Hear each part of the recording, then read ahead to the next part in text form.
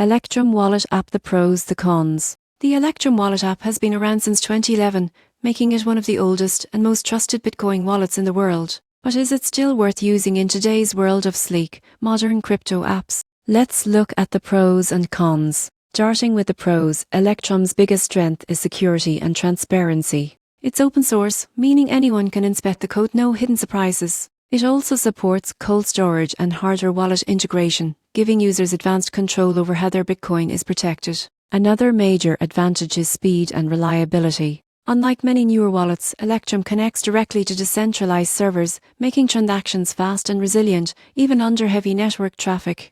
And because it focuses solely on Bitcoin, it's highly optimized for that one task: sending, receiving, and storing BIS. Electrum also gives users full control over their private keys and seed phrases. This makes it a true non-custodial wallet. You own your funds and no third party can block or freeze them. For experienced Bitcoin users, this is a huge plus. But let's talk about the cons. First, Electrum isn't beginner-friendly. Its interface feels technical and outdated compared to modern apps like Trust Wallet or Coinbase. If you're new to crypto, setting it up can feel intimidating.